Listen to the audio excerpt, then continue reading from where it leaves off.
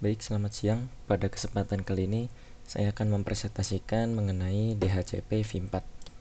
Sebelum kita memasuki uh, mengenai DHCP 4, ada kalanya kami memperkenalkan diri kami masing-masing. Kami dari kelompok 3. Perkenalkan, saya Dani Sapta Rizky Hidayat dengan teman saya Alivia Fajar Nugroho dan Cika Dida Dewanti. Dan untuk lesson outline yang akan kami bahas, yang pertama konsep DHCP v4, kemudian yang kedua konfigurasi Kisco IO server DHCP v4, dan yang ketiga konfigurasi DHCP v4 client. Server dan klien memberikan alamat IPv4 dan lainnya informasi konfigurasi jaringan secara dinamis. Karena klien desktop biasanya merupakan sebagian besar node jaringan, DHCP v4 ini adalah alat yang berguna dan menghemat waktu untuk jaringan administrator. Kemudian untuk yang kedua, ketika skala kecil, lokasi cabang atau SOHO, router Kisco dapat dikonfigurasi untuk menyediakan layanan DHCP v4 tanpa memerlukan server khusus. Tetapi untuk perangkat lunak Kisco iOS mendukung server DHCP v4 opsional dan berfitur lengkap. Kemudian untuk yang ketiga, dari kolam alamat untuk jangka waktu terbatas yang dipilih oleh server atau sampai klien tidak lagi membutuhkannya alamat atau IP, address. Kemudian untuk yang keempat, administrator mengkonfigurasi server DHCP v4 untuk mengatur waktu sewa pada interval yang berbeda. Sewa biasanya berkisar antara 24 jam hingga seminggu atau lebih. Ketika masa sewa berakhir, klien harus meminta alamat lain, meskipun klien biasanya ditugaskan kembali ke alamat yang sama. Kemudian untuk operasi, yang pertama, klien harus menghubungi server DHCP secara berkala untuk memperpanjang sewa. Kemudian mekanisme ini memastikan agar klien yang pindah atau mati tidak akan tinggal alamat yang tidak mereka perlukan. Kemudian yang ketiga, ketika masa sewa berakhir, server DHCP akan mengembalikan alamat ke pool di mana alamat tersebut berada dialokasikan kembali sesuai kebutuhan. Kemudian cara mendapatkan sewa, di mana dilakukan saat klien melakukan booting atau jika tidak ingin bergabung jaringan. Itu dimulai dengan 4 langkah proses untuk mendapatkan sewa. Yang pertama DHCP discover, yang kedua DHCP offer, yang ketiga DHCP request, dan yang keempat DHCP acknowledgement. Kemudian cara memperbarui sewa, di mana yang pertama dapat melakukan permintaan DHCP, yaitu DHCP request.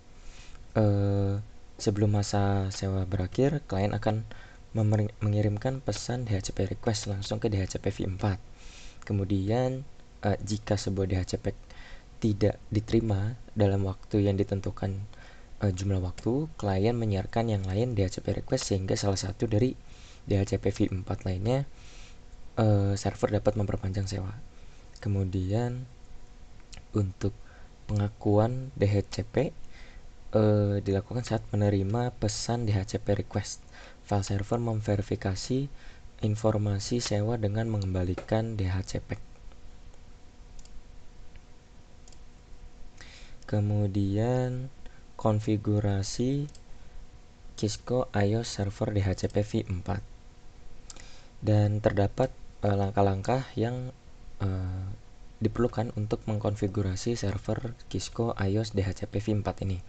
Yang pertama, exclude IPv4 addresses, yaitu kayak mengecualikan alamat IPv4 bisa berupa satu alamat atau serangkaian alamat, dikecualikan dengan menentukan kisaran address yang rendah dan address high address pengecualian alamat harus alamat yang ditetapkan ke router, server, printer, dan perangkat lainnya yang telah atau akan dikonfigurasi secara manual.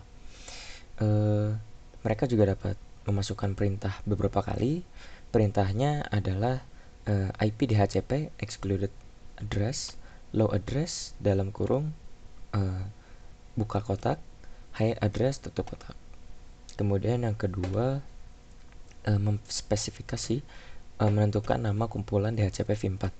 Perintah IP DHCP pool name ini membuat pool dengan nama yang ditentukan. Kemudian yang ketiga, mengkonfigurasi dari DHCP v4 ini, yaitu dari komen-komen yang ada terdapat pada gambar. Kemudian terdapat contoh konfigurasi di mana konfigurasi awal merupakan tahap yang pertama, yaitu excluding IP address. Kemudian step yang kedua, penamaan pool. Kemudian yang ketiga, dilakukan konfigurasi DHCP v4 sesuai dengan komen yang ada dalam tabel ini. Kemudian terdapat verifikasi, di mana terdapat 4 verifikasi. Yang pertama operasional, yang kedua DHCP v4 binding, yang ketiga statistik, dan yang keempat client received IPv4 addressing. Untuk yang operasional, seperti yang ditunjukkan pada contoh, show running config section DHCP. Section DHCP ini perintah DHCP menampilkan perintah DHCP v4 yang dikonfigurasi pada R1. Kemudian untuk parameter section hanya untuk menampilkan perintah yang terkait dengan konfigurasi DHCP v4.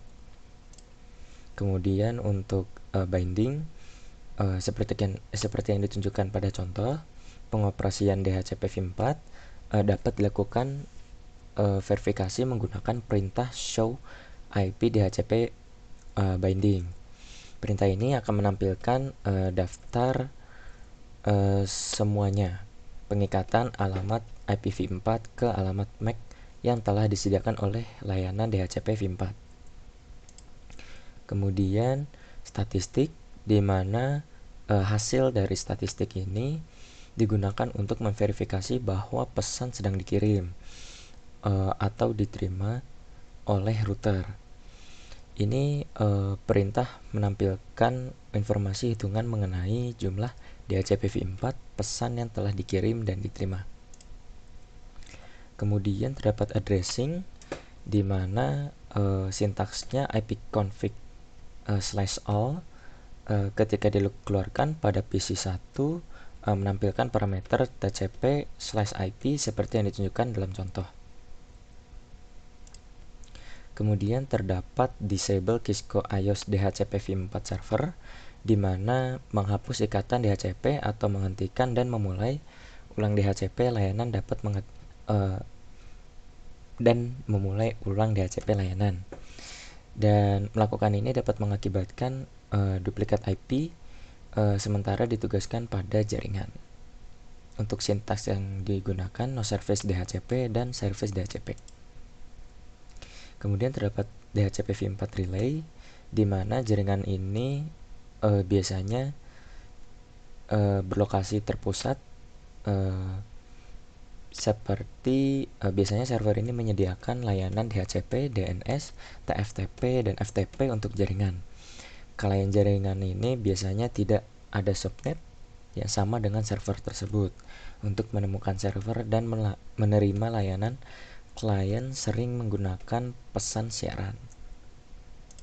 Kemudian terdapat skenario pada gambar ini. PC1 mencoba memperoleh alamat IPv4 dari server DHCP v4 menggunakan siaran pesan. Kemudian karena server DHCP v4 terletak di jaringan yang berbeda, PC1 tidak dapat menerima IP alamat menggunakan DHCP. Jadi R1 harus dikonfigurasi untuk menyampaikan pesan DHCP v4 ke server DHCP v4 ini. Kemudian untuk konfigurasi R1 dengan perintah konfigurasi interface configuration, di mana akan menyebabkan R1 menyampaikan siaran DHCP v4 ke server DHCP v4 seperti yang ditunjukkan pada contohnya. Antarmuka interface pada R1 yang menerima siaran dari PC1 dikonfigurasi untuk menyampaikan address DHCP v4 ke server DHCP v4 di IP tersebut. Kemudian untuk other service broadcast relay, DHCP v4 bukan satu-satunya layanan yang dapat dikonfigurasi oleh router, tetapi terdapat 8 layanan UDP. Yang pertama terdapat port 37, port 49, 53, 67, 68, 69, 137, dan yang 138. Kemudian terdapat paket tracer, configure DHCP v4. Aktivitas paket tracer ini harus menyelesaikan beberapa aktivitas. Terdapat 4. Yang pertama, configure router as DHCP server, kemudian konfigurasi DHCP relay, kemudian konfigurasi router sebagai DHCP client. Yang keempat, memverifikasi DHCP dan konektivitasnya. Kemudian yang ketiga, configure DHCP v4 client.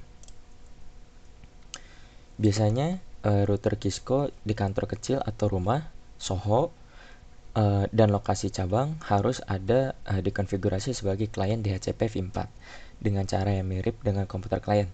Metode yang digunakan tergantung di Internet Service Provider atau ISP-nya.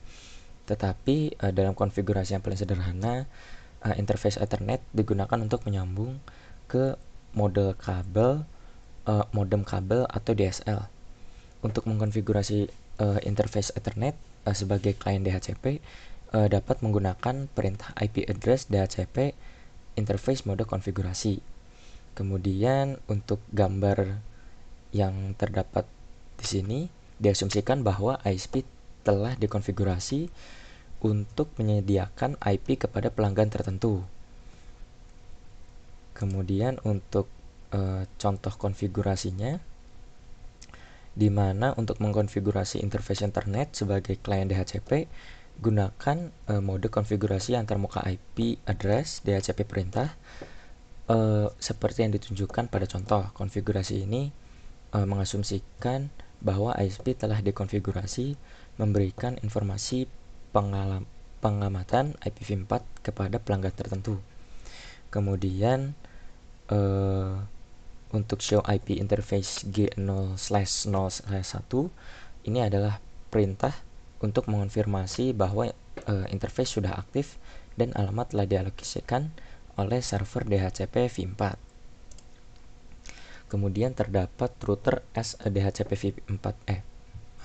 Ini adalah lanjutan di mana home router yang dijadikan sebuah DHCP v4 client, di mana router ini biasanya router rumah biasanya sudah diatur untuk menerima informasi pengalamatan IPv4 secara otomatis dari ISP. Biasanya ini bertujuan untuk pelanggan agar lebih mudah untuk mengatur router dan terhubung dengan internet. Contohnya pada gambar ini sudah menunjukkan halaman pengaturan WAN default untuk router nirkabel paket tracer. Dapat kita lihat bahwa jenis koneksi internet diatur ke automatic configuration DHCP. Ini pilihan digunakan ketika router terhubung ke DSL atau modem kabel dan bertindak sebagai DHCP v4 client dan meminta alamat IPv4 dari ISP. Dan berbagai produsen router akan memiliki pengaturan yang serupa. Mungkin sekian penjelasan mengenai DHCP v4 dari saya. Sekian dan terima kasih.